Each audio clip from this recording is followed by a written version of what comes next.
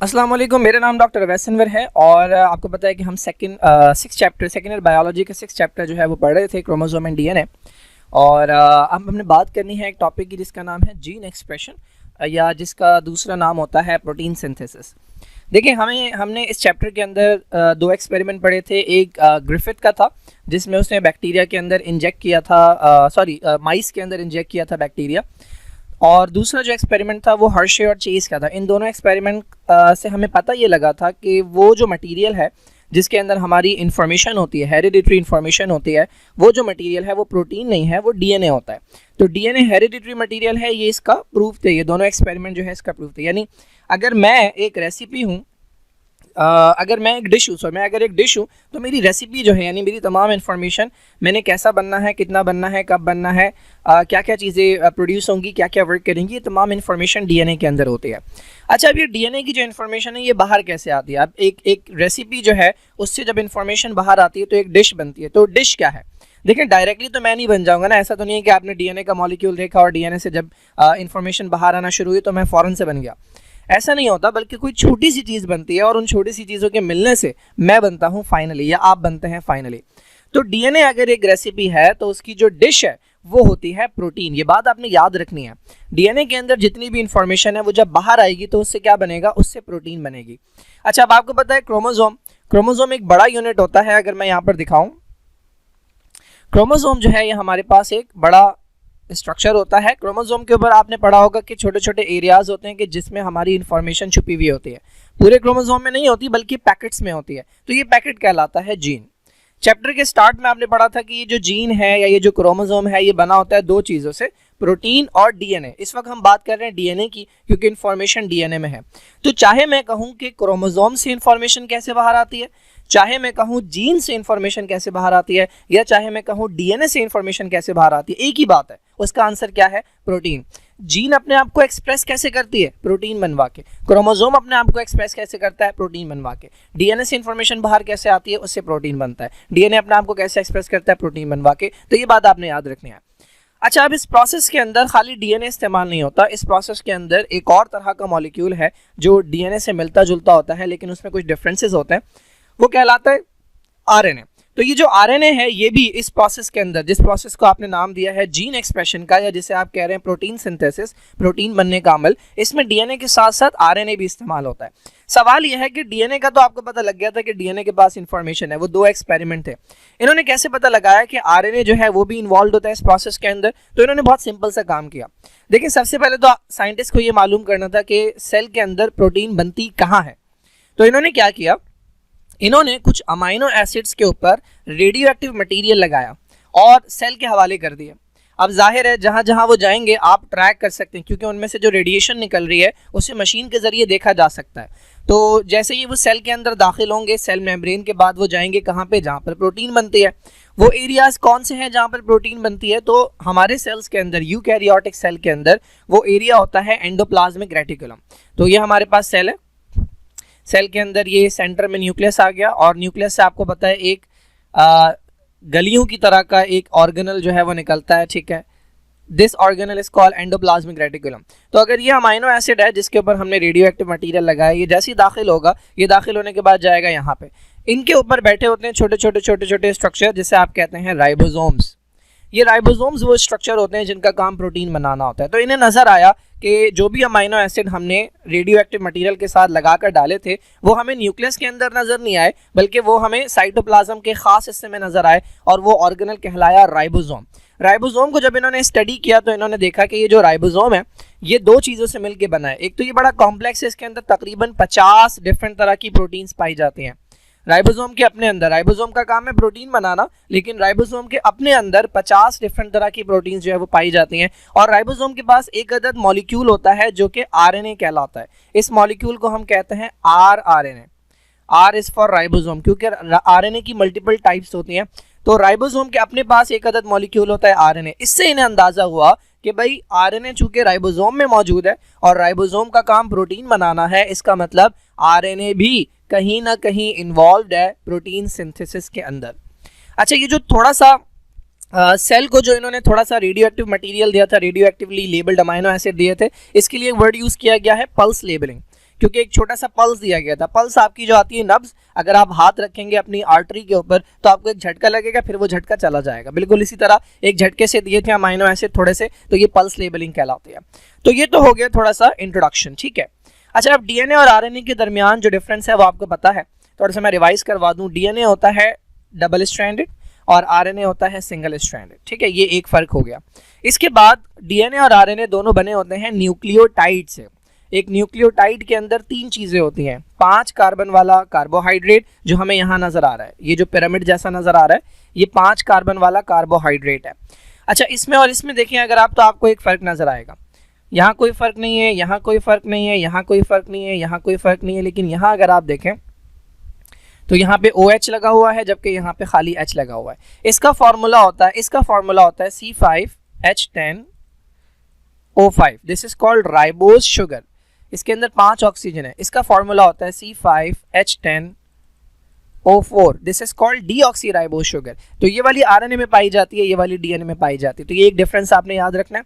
दूसरा डिफरेंस आता है इनमें, ये जो नीचे नजर आ रहे हैं, दीज आर नाइट्रोजनस बेसिस। ये नाइट्रोजन के रिंग्स होते हैं, आपको नजर आ रहा है इसमें नाइट्रोजन लगा हुआ है। क्या होता है डीएनए के अंदर, ये 4 तरह के होते हैं। एक का नाम एडिनिन है, एक का नाम गुआनिन, एक का नाम साइटोसिन, और चौथा वाला जो होता है वो होता है थायमिन। जबकि आरएनए के अंदर भी 4 तरह के होते हैं, एडिनिन, गुआनिन, साइटोसिन, ये तीनों सेम है।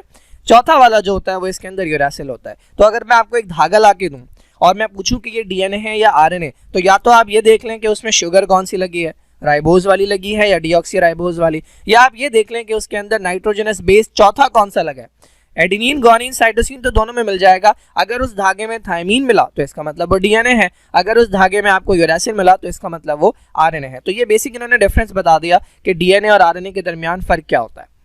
अच्छा, अब आ जाते हैं आरएनए की टाइप्स के ऊपर। देखें, डीएनए की कोई ऐसा टाइप नहीं है, डीएनए एक ही होता है जो मेनली न्यूक्लियस के अंदर मौजूद होता है। अदर देन दैट डीएनए 2 जगहों पर और होता है। अगर आपने फर्स्ट ईयर के अंदर ठीक से पढ़ा हो तो माइटोकॉन्ड्रिया के अंदर अपना डीएनए होता है उसके पास थोड़ा सा, और क्लोरोप्लास्ट के पास अपना डीएनए होता है, बट खैर वो डीएनए भी सेम ही है। राइबोसोम जो है, आरएनए जो है हमारे पास, उसकी 3 टाइप्स हैं जिनके बारे में आपको लाजमी पता होना चाहिए। पहली टाइप मैं डिस्कस कर चुका हूं, this is known as ribosomal RNA. ये राइबोसोम्स के अंदर मौजूद होता है और ये प्रोटीन बनाने के अंदर हेल्प करता है, ठीक है। प्रोटीन सिंथेसिस का जो प्रोसेस है उसमें ये जगह देता है कि जहां पर ये राइबोसोम जो है वो वर्क करते हैं, ये जहां पर अमाइनो एसिड एक दूसरे के साथ जुड़ते हैं। बस इतना याद रख लें कि ये राइबोसोम के अंदर है और प्रोटीन सिंथेसिस में ये हेल्प करता है। एक तरह का आरएनए है जिसे हम कहते हैं ट्रांसफर आरएनए। देखिए, ट्रांसफर का मतलब है कुछ ना कुछ ट्रांसफर करता है। तो इसका काम क्या है, इसके सर के ऊपर लगे हुए होते हैं अमाइनो एसिड और ये ला ला कर देता है अमाइनो एसिड। देखें, प्रोटीन सिंथेसिस के अंदर प्रोटीन बननी है, प्रोटीन कैसे बनती है, अमाइनो एसिड जुड़ते चले जाते हैं। तो वो अमाइनो एसिड ला कर कौन दे रहा है, एक तरह का आरएनए होता है छोटा सा जिसके सर पर बैठे हुए होते हैं। तो इसका काम है ट्रांसपोर्ट करना अमाइनो एसिड। किसके पास लेकर आएगा ये, राइबोसोम के पास। कहां से लेकर आएगा, साइटोप्लाज्म के अंदर। ह्यूमन सेल के अंदर around more than 40 different kinds होती हैं ट्रांसफर आरएनए के। हर ट्रांसफर आरएनए के ऊपर कोई ना कोई अमाइनो एसिड जो है वो मौजूद होता है, ठीक है। More than 40, exact number I think 61 होगा। मैं बताऊंगा क्यों 61 जो है वो ट्रांसफर आरएनए चाहिए होते हैं। अच्छा, तीसरा जो है हमारे पास आरएनए वो कहलाता है मैसेंजर आरएनए। अब ये जो मैसेंजर आरएनए, जाहिर है समझ आ रहा है कि इसके पास कोई ना कोई मैसेज होगा। वो कौन सा मैसेज होता है, तो भाई देखें, हमारे पास जो सेल है, ये हमारे पास सेल की मेम्ब्रेन है और ये हमारे पास न्यूक्लियस की मेम्ब्रेन है, ठीक है। न्यूक्लियस के बाहर ये हमारे पास हमने देख लिया एंडोप्लाज्मिक रेटिकुलम है, जिसके ऊपर कौन बैठा है, जिसके ऊपर राइबोसोम बैठे हैं, ठीक है। इनका काम है प्रोटीन बनाना। तो बेसिकली ये शेफ है, ठीक है। शेफ कहाँ बैठा है, साइटोप्लाज्म के अंदर। और रेसिपी कहाँ है, ये रेसिपी है। डीएनए जो है ये रेसिपी है, ये बैठी है न्यूक्लियस के अंदर। तो ना तो डीएनए बाहर आ रहा है साइटोप्लाज्म में और ना ही राइबोसोम अंदर जा रहे हैं न्यूक्लियस के अंदर। तो कैसे काम होगा, तो होता यह है कि डीएनए की इंफॉर्मेशन को कॉपी किया जाता है और उस कॉपीड इंफॉर्मेशन को हम कहते हैं आरएनए। और ये वाला आरएनए जिसके अंदर डीएनए की इंफॉर्मेशन होती है ये कहलाता है मैसेंजर आरएनए। ये बनने के बाद बाहर आता है, राइबोसोम के पास आता है, राइबोसोम इसे पढ़ते हैं और पढ़ने के बाद डिश बनाते हैं, यानी प्रोटीन बना देते हैं। तो इसका काम होता है इंफॉर्मेशन ट्रांसफर करना डीएनए से राइबोसोम तक। तो ये 3 तरह के हमारे पास आरएनए होते हैं। अब आ जाते हैं हम उस प्रोसेस की तरफ जिसको हमने डिस्कस करना है, जीन एक्सप्रेशन या प्रोटीन सिंथेसिस का जो प्रोसेस है। बहुत आसान है, बहुत ही आसान है ये। देखिए भाई, आपके पास डीएनए है, मैं ओवरव्यू दे दूं पहले इसका। ये आपके पास डीएनए है डबल स्ट्रैंडेड, ठीक है, ये न्यूक्लियस के अंदर मौजूद है। अच्छा, पूरा डीएनए एक साथ नहीं खुलता, डीएनए का कोई छोटा सा हिस्सा खुलता है, ठीक है। तो ये डीएनए का छोटा सा हिस्सा खुलेगा और उसके अंदर से इंफॉर्मेशन कॉपी होगी, ये कॉपीड इंफॉर्मेशन है, ठीक है। तो ये डीएनए था डबल स्ट्रैंडेड और ये कॉपीड इंफॉर्मेशन है single stranded, this is called RNA. और चूंकि इसके अंदर क्या है, मैसेज है, तो this is called messenger RNA. ये वाला जो प्रोसेस है ये कहलाता है ट्रांसक्रिप्शन। ट्रांसक्रिप्ट कहते हैं कॉपी को, तो ये कहलाता है ट्रांसक्रिप्शन, जिसके अंदर डीएनए से उसकी इंफॉर्मेशन कॉपी हो गई है। And this is known as mRNA या आरएनए ट्रांसक्रिप्ट, ठीक है, क्योंकि इसके अंदर कॉपीड इंफॉर्मेशन है। ये पहला स्टेप है, दिस इज कॉल्ड ट्रांसक्रिप्शन। उसके बाद क्या होता है, ये न्यूक्लियस से जाता है साइटोप्लाज्म के अंदर, साइटोप्लाज्म के अंदर राइबोसोम्स होते हैं और वो जो राइबोसोम्स हैं वो इसको पढ़ते हैं और पढ़ने के बाद क्या बना देते हैं, पढ़ने के बाद ये चेन बना देते हैं। ये अमाइनो एसिड है गोल गोल और इनसे मिलकर जो चेन बनी है वो क्या कहलाएगा, वो पॉलीपेप्टाइड कहलाता है या इसे प्रोटीन कहते हैं। ये स्टेप जो है जिसके अंदर आरएनए से प्रोटीन बन रही है, ये स्टेप कहलाता है ट्रांसलेशन। क्यों कहते हैं ट्रांसलेशन? देखिए बहुत आसान है। आरएनए जो है वो बना हुआ है किससे, न्यूक्लियोटाइड से, ठीक है। तो मैं कह सकता हूँ आरएनए जो है वो किस चीज का सीक्वेंस है, न्यूक्लियोटाइड का सीक्वेंस है। फॉर एग्जांपल एडेनिन है, ग्वानिन है, एडेनिन है, साइटोसिन है, यूरेसिल है, यूरेसिल है, यूरेसिल है, एडेनिन है। तो ये सीक्वेंस किसका है, ये न्यूक्लियोटाइड का है। प्रोटीन किसका सीक्वेंस होता है, प्रोटीन होता है अमाइनो एसिड का सीक्वेंस। फॉर एग्जांपल ये ग्लाइसिन है, ये लाइसिन है, ये फिनाइलएलेनिन है, ठीक है, ये ट्रिप्टोफैन है, ये हिस्टिडीन है। तो ये अमाइनो एसिड का सीक्वेंस है। तो आप देख रहे हैं एक सीक्वेंस दूसरे सीक्वेंस में ट्रांसलेट हो रहा है, न्यूक्लियोटाइड का सीक्वेंस अमाइनो एसिड के सीक्वेंस में ट्रांसलेट हो रहा है, दैट इज वाई इसे हम कहते हैं ट्रांसलेशन। ये ओवरव्यू है। क्या चीजें इस्तेमाल होती हैं इसके अंदर आपके लेवल पे जो आपको जानना है। देखिए इस प्रोसेस के अंदर डीएनए से आरएनए बनने का जो प्रोसेस है, इसके अंदर एक एंजाइम इस्तेमाल होता है जिसका नाम है आरएनए पॉलीमरेज। पॉलीमरेज का मतलब है पॉलीमर बनाने वाला, पॉलीमर कहते हैं लंबी सी चेन को। एज का वर्ड यूज होता है, एज जो है वो एंजाइम को शो करता है, पॉलीमर का मतलब लंबी चेन। तो लंबी चेन बनाने वाला एंजाइम, वो लंबी चेन क्या बन रही है, आरएनए, सिंपल आरएनए पॉलीमरेज। यहाँ जो इस्तेमाल होती है चीज़ वो है हमारे पास, एक तो जिनका काम है प्रोटीन बनाना, जिन्हें प्रोटीन फैक्ट्री कहते हैं, राइबोसोम्स, ये इस्तेमाल होते हैं ट्रांसलेशन में। और दूसरा मैंने बताया था एक बेचारा अमाइनो एसिड है जो एक बेचारा आरएनए है जो अमाइनो एसिड को सर पे लाद के लेकर आता है, वो कहलाता है tRNA, that is also known as transfer RNA, ठीक है। इसको हम कुछ इस तरह का बनाएंगे, इसको मैं इस तरह का बनाऊंगा, ये इसके सर पे लगा हुआ है अमाइनो एसिड, ठीक है। मैं दिखा भी देता हूँ ये किस तरह का होता है। एक्चुअली ऐसा शेप नहीं होता बट हम आसानी के लिए इस तरह का बनाएंगे।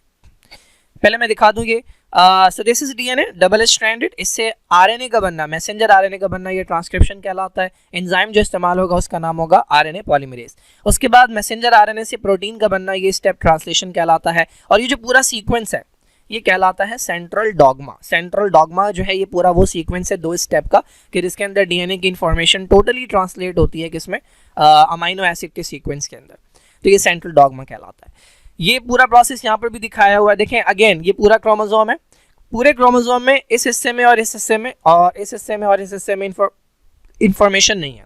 ये है मेरी इंफॉर्मेशन किसी एक चीज़ की, फॉर एग्जाम्पल मेरे आई कलर की इंफॉर्मेशन है, this part is called gene. ये इंफॉर्मेशन कॉपी हुई, ये स्टेप कहलाएगा ट्रांसक्रिप्शन। पहले जो बना उसे हम कहते हैं प्राइमरी आरएनए ट्रांसक्रिप्ट।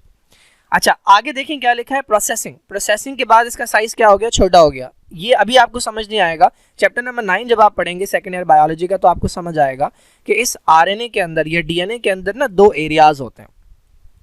एक एरिया वो होता है जो काम का होता है, ठीक है। फॉर एग्जांपल ये वाला एरिया है जो बेकार है, फिर ये काम का, फिर ये एरिया बेकार है, फिर ये काम का, फिर ये एरिया बेकार है, फिर ये काम का। तो ये जो बेकार एरियाज हैं दीज आर कॉल्ड इंट्रॉन्स, और ये जो काम का एरिया है this is known as exon. तो पहले तो पूरी इंफॉर्मेशन कॉपी हो जाती है, तो इस वाले में दोनों है, इंट्रॉन भी है एक्सॉन भी है। लेकिन काम का सिर्फ एक्सॉन है, तो उसके बाद इंट्रॉन्स को काट के निकाल दिया जाता है। इस पीस को निकाल देंगे, इस पीस को निकाल देंगे, इस पीस को निकाल देंगे और ये और ये 3 पीस जोड़ देंगे, तो आप देख रहे हैं साइज छोटा हो गया। तो ये सारे एक्सॉन जोड़ दिए। इस स्टेप को कहते हैं स्प्लाइसिंग। तो ये नॉर्मली हमारे सेल्स के अंदर खुद ब खुद होता है स्प्लाइसिंग। अब ये आरएनए जो है ये कहलाएगा मैसेंजर आरएनए। ये न्यूक्लियस के अंदर बना है, फिर ये जाएगा साइटोप्लाज्म के अंदर, साइटोप्लाज्म में राइबोसोम से पढ़ेंगे, इस स्टेप को कहते हैं ट्रांसलेशन। राइबोसोम इस्तेमाल होंगे, ट्रांसफर आरएनए इस्तेमाल होगा और पॉलीपेप्टाइड बन जाएगा। पॉलीपेप्टाइड बनने के बाद भेजा जाएगा, ये एंडोप्लाज्मिक रेटिकुलम पर बना हुआ है। एंडोप्लाज्मिक रेटिकुलम के बाद ये गोल्जी कॉम्प्लेक्स के पास जाएगा, गोल्जी कॉम्प्लेक्स इसको फोल्ड करके इसको प्रॉपर प्रोटीन की शक्ल दे देगा। चलो भाई अब थोड़ा सा डिटेल में देख लेते हैं ये स्टेप्स। तो पहला स्टेप है हमारे पास ट्रांसक्रिप्शन, जिसके अंदर आरएनए की कॉपी बनेगी, आरएनए कॉपी बनेगी। एंजाइम जो इस्तेमाल हो रहा है वो आरएनए पॉलीमरेज है, ठीक है। देखिए भाई ये हमारे पास डीएनए है, ये जो डबल स्ट्रैंडेड है, ये वाला धागा और ये वाला धागा ये डीएनए का है, ठीक है। मैंने बताया था पूरा डीएनए नहीं खुलता, बीच में से छोटा सा एरिया होता है जो खोला जाता है। ये वो एंजाइम है जिसका नाम है आरएनए पॉलीमरेज। इसने यहाँ से काम शुरू किया था, यहाँ से, और ये इस डायरेक्शन के अंदर जा रहा है। मैं दूसरे पेज के ऊपर बनाता हूँ। तो ये हमारे पास डीएनए का धागा है जो बीच से खुल गया है, ठीक है, ये बीच से खुल गया, यहाँ से इसे खोल दिया गया है। अच्छा यहाँ पर भी न्यूक्लियोटाइड लगे हुए हैं, ठीक है, ये न्यूक्लियोटाइड लगे हुए हैं और सामने भी जाहिर है न्यूक्लियोटाइड लगे हुए थे, क्योंकि आपने डीएनए का स्ट्रक्चर पढ़ा है वाटसन एंड क्रिक में। रूल भी आपको पता है कि डीएनए में जहाँ कहीं पर एक जगह एडेनिन होता है उसके सामने थायमीन होता है, जहाँ कहीं पर साइटोसिन होता है उसके सामने गुआनिन होता है। तो अगर यहाँ एडेनिन है तो यहाँ थायमीन होगा, अगर यहाँ साइटोसिन है तो यहाँ गुआनिन होगा। मैं सारा नहीं बना रहा, मैं सिर्फ समझा रहा हूँ। अच्छा अब यहाँ से स्टार्ट कर लेते हैं, ठीक है। तो होता क्या है, आरएनए पॉलीमरेज आकर इनमें से किसी एक धागे पे, दोनों धागों के ऊपर नहीं आकर बैठते, एक धागे के ऊपर, किसी एक धागे के ऊपर आरएनए पॉलीमरेज आकर बैठेगा, ठीक है। तो इसको मैं बना रहा हूँ आरएनए पॉलीमरेज। ये एंजाइम गोल सा जो है ये आरएनए पॉलीमरेज। अच्छा ये क्या करेगा, डीएनए के अंदर पढ़ेगा कि यहाँ क्या लिखा हुआ है। तो सपोज कर लें यहाँ एडेनिन लिखा हुआ है, ठीक है, यहाँ पे साइटोसिन लिखा हुआ है, यहाँ पे गुआनिन लिखा हुआ है, यहाँ पे थायमीन है, यहाँ पे फिर एडेनिन है, यहाँ पे थायमीन है, गुआनिन है, ठीक है। इसने पहले पढ़ा कि यहाँ पर था एडेनिन, अब एडेनिन के सामने कौन होता है, थायमीन। लेकिन ये कब की बात है, ये बात है डीएनए की। अगर आपने बनाना है आरएनए तो आरएनए में तो थायमीन होता ही नहीं है, तो थायमीन की जगह क्या होता है, थायमीन की जगह यूरासिल होता है। तो ये बुलाएगा किसे, ये बुलाएगा यूरासिल को। तो यूरासिल ये न्यूक्लियस के अंदर काम हो रहा है। आपने पढ़ा है न्यूक्लियस के अंदर एक फ्लूइड होता है जिसे कहते हैं न्यूक्लियोप्लाज्म। उस न्यूक्लियोप्लाज्म के अंदर बहुत सारे न्यूक्लियोटाइड ऐसे ही घूम रहे होते हैं, फारिग बैठे हुए होते हैं। तो उनमें से यूरासिल वाला जो न्यूक्लियोटाइड है उसको बुलाया जाएगा, ये आ गया यूरासिल, सही। अब ये आरएनए पॉलीमरेज अगले वाले को पढ़ेगा। अगला क्या है, साइटोसिन। साइटोसिन के सामने कौन है, गुआनिन, चाहे डीएनए हो चाहे आरएनए हो। तो इसने बुलाया गुआनिन को। अब मजे की बात क्या है, इन दोनों के दरमियान बनेगा बॉन्ड, ये दोनों जुड़ गए। कौन सा बॉन्ड है जो न्यूक्लियोटाइड के आपस में बनता है ऊपर नीचे, फॉर एग्जाम्पल ये यूरासिल है और ये गुआनिन है, इनके दरमियान ये वाला जो बॉन्ड है ये कहलाता है फॉस्फोडाइईस्टर बॉन्ड। तो यहाँ पे फॉस्फोडाइईस्टर बॉन्ड बन गया, ये दोनों आपस में जुड़ गए। अच्छा ये भी आपस में जुड़े हुए हैं, ये जो आमने सामने हैं ये आपस में जुड़े हुए हैं, इनके दरमियान ये बॉन्ड मैं बना रहा हूँ, ये यूरासिल है, ठीक है, और ये इसके सामने एडेनिन है, ये बॉन्ड हाइड्रोजन बॉन्ड कहलाता है। तो ये भी जुड़े हुए हैं। अच्छा अब ये आरएनए पॉलीमरेज आगे आएगा, ठीक है, ये आगे आ गया। आगे इसने पढ़ा क्या, गुआनिन है, किसको बुलाएगा, साइटोसिन को। इनके दरमियान भी बॉन्ड बनेगा, हाइड्रोजन बॉन्ड, ताकि इधर उधर ना चला जाए, और इसका बॉन्ड पीछे वाले के साथ भी बनेगा। This again is known as phosphodiester bond. इस तरह से ये जो आरएनए पॉलीमरेज है ये आगे चलता जाएगा, एक एक न्यूक्लियोटाइड को पढ़ता जाएगा और उसके सामने एक दूसरा न्यूक्लियोटाइड लगाता जाएगा। फॉर एग्जाम्पल ये जब यहाँ आएगा थायमीन, थायमीन के सामने कौन आएगा, एडेनिन। एक तो ये वाला बॉन्ड बनेगा हाइड्रोजन और फिर इसको इसके साथ जोड़ दिया जाएगा। तो आप देख रहे हैं किस तरह से न्यूक्लियोटाइड की लंबी सी चेन बनती जा रही है। और ये चेन जो है ना ये कॉम्प्लीमेंट्री होती है, जो ये वाली जो चेन बन रही है ये कॉम्प्लीमेंट्री होती है इसके। कॉम्प्लीमेंट्री का मतलब इस रूल के मुताबिक जिस तरह डीएनए की दोनों चेन्स एक दूसरे की कॉम्प्लीमेंट्री होती हैं, एक जगह एडेनिन है तो उसके सामने थायमीन होगा, एक जगह साइटोसिन है तो उसके सामने गुआनिन होगा, बिल्कुल इसी तरह इस डीएनए से जो इन्फॉर्मेशन कॉपी होगी वो एक दूसरे के कॉम्प्लीमेंट्री होंगे। जब ये चेन बन जाएगी, एक पॉइंट देखें, आरएनए पॉलीमरेज को कोई खास जगह मिलती है जहां से वो काम स्टार्ट करता है, ठीक है, तो एक कोई स्टार्टिंग पॉइंट है।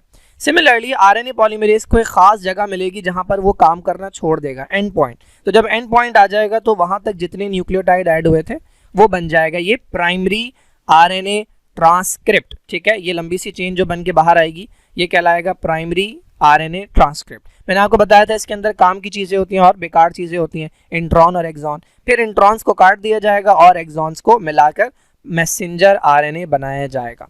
तो ये जो प्रोसेस है कि जिसके अंदर डीएनए से इंफॉर्मेशन कॉपी हो रही है और आरएनए बन रहा है, ये कहलाता है ट्रांसक्रिप्शन। तो यहाँ आपको नजर आ रहा है, चेक कर लें, एडेनिन के सामने यूरासिल लगा हुआ है, ये आरएनए है, ठीक है, दिस इज आरएनए।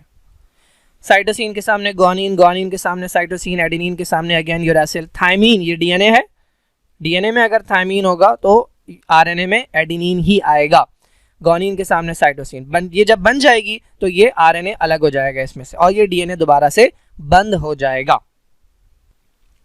तो जो मैंने बात की थी कि जो सिंगल स्ट्रैंड बन रहा है ये कॉम्प्लीमेंट्री है डीएनए के, ठीक है। कॉम्प्लीमेंट्री का मतलब क्या होता है कि जहां पर एडेनिन होगा उसके सामने डीएनए में थायमीन था तो आरएनए में यूरासिल आएगा और ग्वानिन की पेयरिंग होती है साइटोसिन के साथ। इन्होंने लिखा है आरएनए के अंदर कॉम्प्लीमेंट्री जो होता है वो थायमीन का यूरासिल होता है। ओके, जब एंजाइम, कौन सा एंजाइम, आरएनए पॉलीमरेज एक पॉइंट के ऊपर पहुंचेगा जहां पर स्टॉप सिग्नल होगा तो वहां पर ये सेपरेट हो जाएगा और आरएनए अलग हो जाएगा and this is known as RNA transcript. फिर मैंने बताया आपको स्प्लाइसिंग होती है जिसमें काटापीटी होती है। खैर, तो ये एक स्टेप हो गया, तो डीएनए से आरएनए बन गया और ये आरएनए अब न्यूक्लियस से बाहर आ गया है साइटोप्लाज्म के अंदर। अब स्टार्ट होगा सेकेंड स्टेप जिसे हम कहते हैं ट्रांसलेशन। ट्रांसलेशन में क्या होता है, messenger RNA directed polypeptide synthesis, यानी मैसेंजर आरएनए की इंफॉर्मेशन को देखते हुए प्रोटीन की चेन बनाई जाती है। कौन बनाता है भाई, ये शेफ है राइबोसोम, ठीक है, ये डिश बनाएगा। क्यों कहते हैं ट्रांसलेशन, क्योंकि न्यूक्लियोटाइड का सीक्वेंस जो है वो ट्रांसलेट हो रहा है किसमें, अमाइनो एसिड के सीक्वेंस के अंदर। सिंपल सी बात है। चलो भाई अब स्टार्ट करते हैं ट्रांसलेशन। तो मैं आपको ले जाता हूँ अपनी घटिया सी डायग्राम की तरफ, ठीक है। ये जो आपको बीच में नजर आ रहा है पर्पल कलर का, this is the messenger RNA, ठीक है, दिस इज एमआरएनए। ये जो आपको नजर आ रहा है रेड कलर का, दिस इज द राइबोसोम, ठीक है। आपको पता है राइबोसोम के जो है वो दो पार्ट्स होते हैं, एक ये नीचे वाला पार्ट आपको नजर आ रहा है कैप की तरह का, ये स्मॉलर यूनिट है, और एक ये ऊपर वाला पार्ट आपको नजर आ रहा है मकबरे की तरह का, ये लार्जर सब यूनिट है। तो जैसे ही मैसेंजर आरएनए आता है ना, ये दोनों उसके ऊपर आकर कंबाइन हो जाते हैं। वैसे ही अलग अलग होते हैं लेकिन जैसे ही मैसेंजर आरएनए आता है, एक ऊपर से आता है एक नीचे से आता है और ये मिलकर राइबोसोम बना देते हैं। अच्छा, अब इस राइबोसोम के अंदर आपको 3 अल्फाबेट नजर आ रहे हैं। एक ई है, ये साइट है, ठीक है, ये वाला जो एरिया है, ये वाला एरिया, ये पूरा area, this is E site. मैं बना देता हूँ, दिस इज ई साइट। ये वाला जो एरिया है दिस इज पी साइट और ये वाला जो एरिया है दिस इज ए साइट। आसान में याद रखने के लिए ई फॉर एग्जिट, यहाँ पर जो चीज होगी ना वो राइबोसोम से बाहर जाएगी। पी फॉर पिछली, ए फॉर अगली, ठीक है, याद रखने के लिए। अच्छा, ये जो खड़े में, ये मैं पहले भी बता चुका हूँ, this is a transfer RNA, ठीक है, ये ट्रांसफर आरएनए है और हर एक के ऊपर ये जो आपको अल्फाबेट नजर आ रहा है ये रिप्रेजेंट कर रहा है अमाइनो एसिड को, ये मैंने रैंडमली दिए हैं। तो ट्रांसफर आरएनए के अंदर 2 चीजें इंपॉर्टेंट है, एक इसके सर के ऊपर अमाइनो एसिड लगा हुआ है और दूसरा इसके नीचे देखें ये क्या लगे हुए हैं, ये न्यूक्लियोटाइड है। ये 3 न्यूक्लियोटाइड जो ट्रांसफर आरएनए के नीचे लगे होते हैं, इसके लिए वर्ड यूज होता है एंटीकोड। दिस इज एंटीकोड, नीचे वाले। वैसे तो ये आरएनए है, ये पूरा जो आपको नजर आ रहा है ये पूरा आरएनए है, तो ये पूरा किस चीज से बना होगा, आरएनए बना होता है न्यूक्लियोटाइड से, डीएनए भी बना होता है न्यूक्लियोटाइड से, लेकिन बाकी न्यूक्लियोटाइड इतने इंपॉर्टेंट नहीं है। ये 3 जो नीचे वाले न्यूक्लियोटाइड्स हैं दे आर वेरी इंपॉर्टेंट और ये तीनों मिलाकर बनते हैं एंटीकोड। अब अगर ये एंटीकोड है तो कोई कोड भी होगा। तो ये जो आपको मैसेंजर आरएनए नजर आ रहा है पर्पल वाला, देखें इसके अंदर ये 3 न्यूक्लियोटाइड अलग अलग नहीं होते, ये लाइन से लगे हुए होते हैं सारे, लेकिन मैंने 3 अलग किए हैं। क्यों, क्योंकि राइबोसोम एक बार में 3 को मिलाकर पढ़ता है। तो ये जो 3 न्यूक्लियोटाइड्स हैं जिन्हें मिलाकर राइबोसोम पढ़ेगा ये कहलाता है कोड। तो यहां लगा हुआ है कोड किसके ऊपर, मैसेंजर आरएनए के ऊपर, और यहां लगा हुआ है एंटी कोड। इनकी मैचिंग होगी अकॉर्डिंग टू द रूल, यह भी समझ आ जाएगा आपको। अच्छा, अब हमने देखना है कि राइबोसोम जो है वो आकर अटैच हो गया मैसेंजर आरएनए पे, ठीक है। मैसेंजर आरएनए की 3 साइट्स हैं। कहानी जो स्टार्ट होगी ना वो इस वाली साइट से स्टार्ट होगी, पी साइट से। तो आपको नजर आ रहा है पी साइट के ऊपर जो कोड है, मैंने बताया ना ये 3 जो यहाँ पर हैं ये कोड है। कोड क्या है, कोड के अंदर ए है, यू है और जी है। अब इसका एंटी कोड क्या होगा, कैसे पता लगाएंगे, देखें ए के सामने क्या आना चाहिए, ए के सामने आना चाहिए टी, लेकिन वो कब आएगा, जब हम डीएनए की बात करेंगे। ये भी आरएनए है, ये भी आरएनए है। आरएनए में थायमीन नहीं होता बल्कि उसकी जगह क्या होता है, यूरासिल। तो एडेनिन के सामने आना चाहिए यूरासिल, सही है। उसके बाद क्या है, यूरासिल। यूरासिल के सामने क्या आना चाहिए, एडेनिन। उसके बाद क्या है, ग्वानिन। ग्वानिन के सामने क्या आना चाहिए, cytosine. This is the code, इसका एंटी कोड ये है। तो जिस भी ट्रांसफर आरएनए के ऊपर ये वाला एंटी कोड होगा वो आकर चिपक जाएगा यहाँ पे। तो इनमें से किसके ऊपर है, इनमें से ये वाला जो है जिसके ऊपर Z अमाइनो एसिड है, इसके पास वो वाला एंटी कोड मौजूद है UAC वाला, तो ये आकर बैठेगा यहाँ पे। तो आपको कुछ इस तरह का सिनेरियो नजर आएगा। यहाँ देखें AUG के सामने आ गया UAC, ठीक है। इनके दरमियान कौन सा बॉन्ड बन जाएगा, इनके दरमियान हाइड्रोजन बॉन्डिंग बनेगी। आमने सामने जो बॉन्डिंग होती है वो हाइड्रोजन बॉन्डिंग होती है, ठीक है। ये अटैच हो गया, ये इसका अमाइनो एसिड है इसके सर पे। अच्छा, जैसे ही ये काम हो जाएगा उसके बाद ये जो अगला है ए साइड के ऊपर जो कोड है, कोड क्या है CCC, सिंपल है। इसका एंटी कोड क्या होगा GGG। तो ये जो आपको नजर आ रहा है ट्रांसफर आरएनए, इसके पास ये वाला एंटी कोड मौजूद है, ये भाग के आएगा और यहां आकर बैठ जाएगा। तो आपको नजर आ रहा है ये ए साइड के ऊपर जो CCC कोड था उसके सामने GGG एंटी कोड वाला ट्रांसफर आरएनए आ गया। अब देखें इसके ऊपर भी एक अमाइनो एसिड है, इसके ऊपर भी एक अमाइनो एसिड है। ट्रांसफर आरएनए का काम था अमाइनो एसिड को लाकर सप्लाई करना, ये लाकर सप्लाई कर दिया इसने, ठीक है। अब इसने जाना भी है, तो होगा क्या, इन दोनों के दरमियान बनेगा बॉन्ड, इस अमाइनो एसिड और इस अमाइनो एसिड के दरमियान बनेगा bond, and this bond is called peptide bond. जब इन दोनों के दरमियान बॉन्ड बन जाएगा तो आपको ये जो ट्रांसफर आरएनए और अमाइनो एसिड के दरमियान ये लाइन नजर आ रही है, ये इनके दरमियान बॉन्ड बना हुआ था। जब ये वाला बॉन्ड बन गया, पेप्टाइड बॉन्ड बन गया, तो इस बॉन्ड की जरूरत नहीं है, तो ये बॉन्ड ब्रेक हो जाएगा। जब ये बॉन्ड ब्रेक हो जाएगा तो ये ट्रांसफर आरएनए आजाद हो जाएगा, ठीक है। अच्छा, अब आपने मजे की बात सुननी है। देखिए ये जो मैसेंजर आरएनए है ना, ये अपनी जगह रहेगा, और इसको मैंने दिखाने के लिए इसको यहाँ से फिक्स कर दिया। सपोज कर ले मैंने इसे डंडे के साथ बांध दिया, तो आपको मैसेंजर आरएनए वहीं पर नजर आएगा। क्या चीज मूव करेगी, राइबोसोम मूव करेगा, और राइबोसोम इस डायरेक्शन के अंदर चलाएंगे हम। तो अभी तो आपको नजर आ रहा है राइबोसोम सेम पॉइंट के ऊपर है, लेकिन अगली डायग्राम के अंदर अगर आप देखें तो राइबोसोम ने मूव किया है आगे। पहले राइबोसोम इन तीनों के ऊपर था, अब राइबोसोम एक स्टेप आगे आ गया। देखिए जब भी राइबोसोम मूव करेगा, गौर से सुनिएगा ये बात, जो चीज इस वक्त ई साइड पे है वो राइबोसोम से बाहर चली जाएगी, जो चीज इस वक्त पी साइड पे है वो आ जाएगी ई साइड के ऊपर।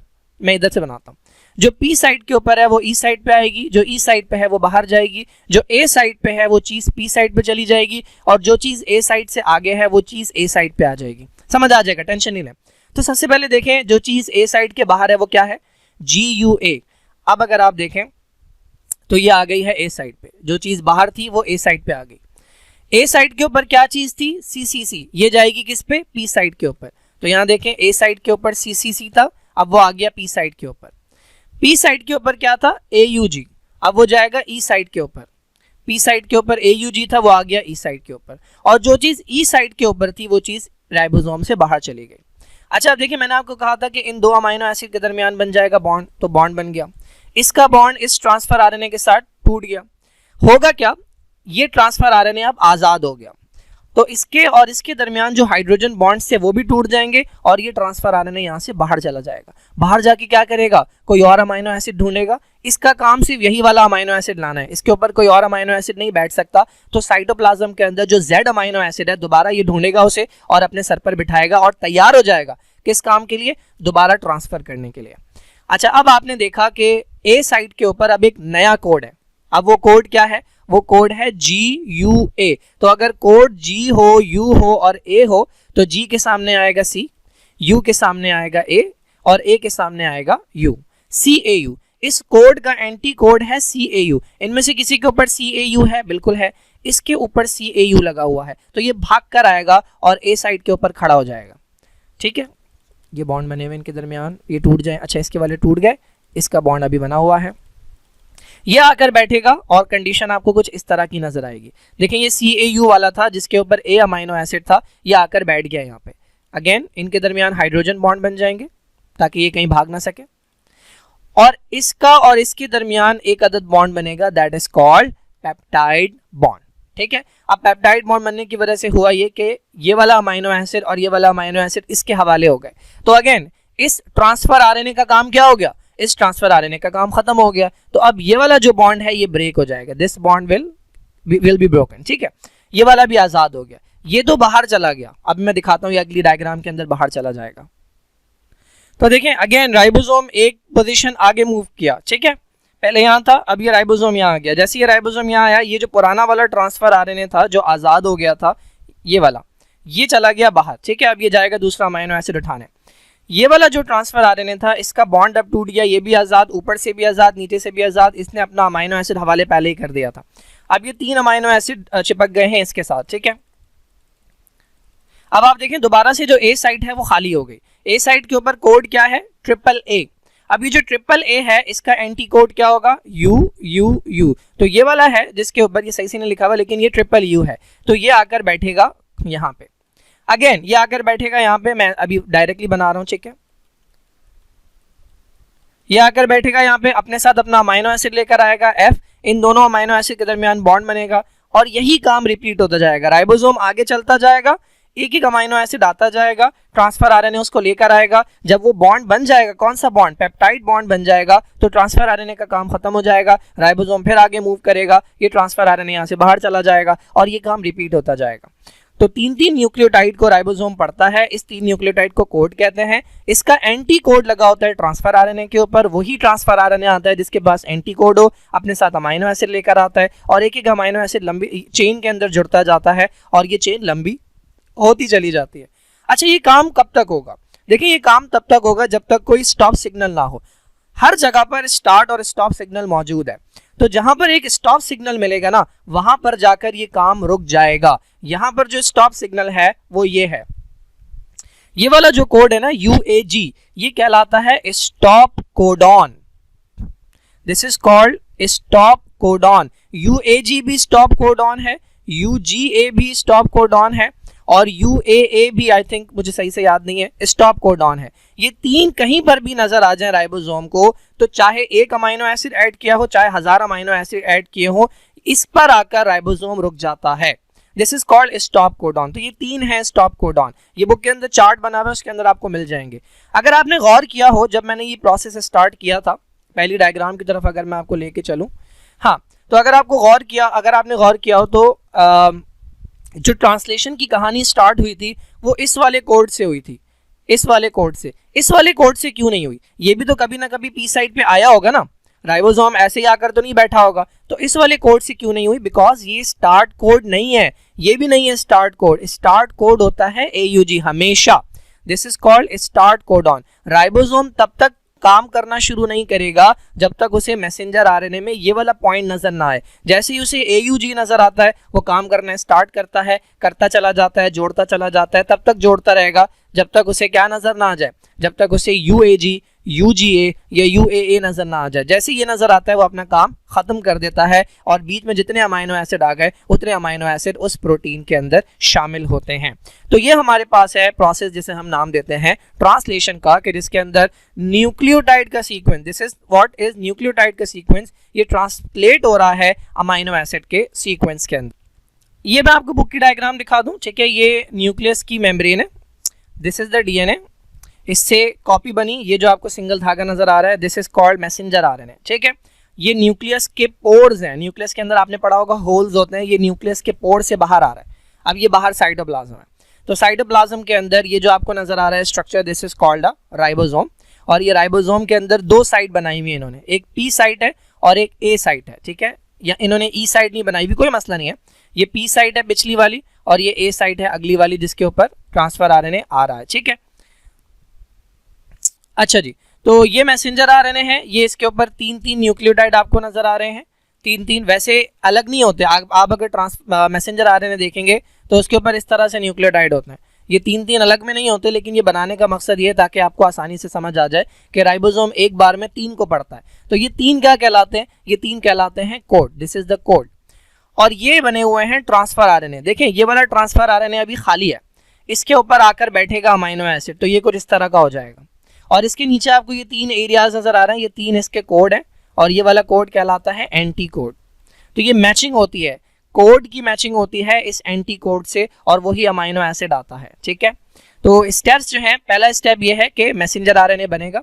दूसरा स्टेप इन्होंने दिखाया हुआ है कि साइटोप्लाज्म के अंदर ट्रांसफर आरएनए बाइंड होगा किसके साथ? अमाइनो एसिड के साथ। तीसरे स्टेप में ये ट्रांसफर आरएनए आएगा राइबोसोम के पास, जो कोड होगा उसके हिसाब से। चौथे स्टेप के अंदर क्या हो रहा है? अमाइनो एसिड ऐड होते जा रहे हैं, तो पॉलीपेप्टाइड चेन बनती जा रही है। और 5वें स्टेप के अंदर प्रोटीन बन गए। तो ये वाला स्टेप ट्रांसक्रिप्शन है और ये वाला जो पूरा स्टेप दिखाया हुआ ये ट्रांसलेशन है। तो ये हमारे पास ट्रांसफर आरएनए की एक्चुअल डायग्राम है, ठीक है। ये कुछ इस तरह का शेप होता है इसका, और इसको कभी इस तरह बना लेते हैं, कभी किस तरह बना लेते हैं, बट मैंने आपको बताया था ये 3 जो नीचे वाले नहीं, पूरा न्यूक्लियोटाइड से बना हुआ है, पूरा का पूरा न्यूक्लियोटाइड से बना हुआ है। ये इसका सर है कि जहाँ पर अमाइनो एसिड अटैच होता है, लेकिन इसके सारे न्यूक्लियोटाइड इंपॉर्टेंट नहीं है। 3 न्यूक्लियोटाइड्स हैं जो कि हमारे पास इंपॉर्टेंट होते हैं, जिसे आप एंटीकोडॉन कहते हैं, ठीक है। अच्छा, आई होप ये प्रोसेस जो है ये आपको समझ आ गया होगा। डिस्क्रिप्शन बॉक्स के अंदर मैं आपको वीडियोस का लिंक दूंगा, 1-2 वीडियोस हैं जिनसे आपको ये प्रोसेस और डिटेल में समझ आ जाएगा। वो एनिमेशंस है, तो बस थोड़ी सी देर की एनिमेशंस होंगी, अगर वो आप देख लेंगे तो आपका जो कॉन्सेप्ट है वो और शायद बेहतर हो जाए। मेरे ख्याल में ज़रूरत तो नहीं है, लेकिन फिर भी जब आप एनिमेशन के अंदर देखते हैं तो अच्छे से समझ आ जाता है। तो डिस्क्रिप्शन बॉक्स के अंदर लिंक जो है वो मैं डाल रहा हूँ, जो लोग देखना चाहें वो देख सकते हैं।